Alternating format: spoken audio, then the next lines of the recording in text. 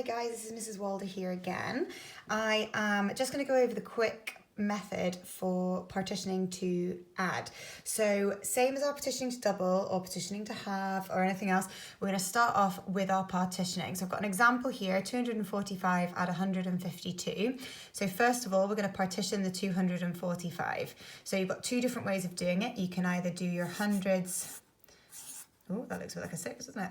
Do your hundreds, your tens, and your units, or if you find it easier, you can use that other method where we write the number down the side and then add in our zeros afterwards. So that's both my numbers partitioned. So we've got the 245 split into the 200, the 40 and the 5, and the 152 split into the 100, 50 and 2.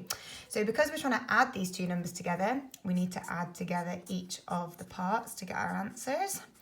So let's start with the units, nice and easy. 5 add 2 is going to give us 7. Then we've got 40 add 50. So we know that that's 90, so that's not too tricky. But if you get stuck, remember you can do the 4 add 5, which is going to give us the 9. And because we're adding, we've just add on our tens 0. Because we're adding 4 tens add 5 tens is going to be 9 tens. Same with the hundreds. 200 add 100. We can do that easily in our head, so pop that in there, 300. So last but not least, we need to come up with our final answer. So we split it into parts, so we just need to stick those parts back together again.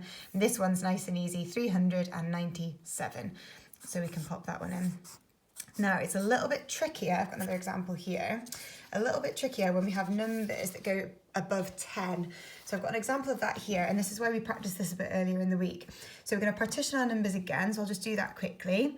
So we've got our 690 and 4, and we've got another 620 and 9. So I'm going to add those together. I'm going to start down at the bottom with the units. So 9 add 4 is going to be 13.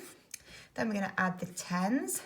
So 90 add 20. We obviously know if we added the 10 we'd get to 100. So add another 10 and we're going to get 110.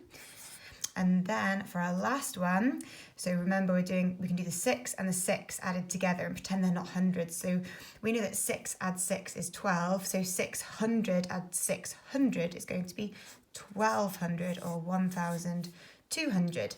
Now with these ones, it's not as easy in our head to stick them back together. So the best thing to do if you're not sure is to do a chimney sum. So I'm going to lay them out nice and neatly. So I've got my 1200. Then I've got my 110 going on next. So I need to make sure that I start that 100 directly under the 200 that I've already got. Don't put it over here or it's in the thousands column, that would be no good. So we need to put our 110 nicely lined up, units, tens and hundreds, and then our 13 on the bottom. I don't have a ruler here, so it goes against all my rules, but never mind. So we're going to start adding it up, units first. So we're going to get 3 tens, is going to give us 2 tens. We've got 3 hundreds and 1 in the thousands. So that's going to give us our final answer, 1323. So we're just going to pop that in at the top. So we've got our final answer to our addition sum. All right, I look forward to seeing how you're getting on.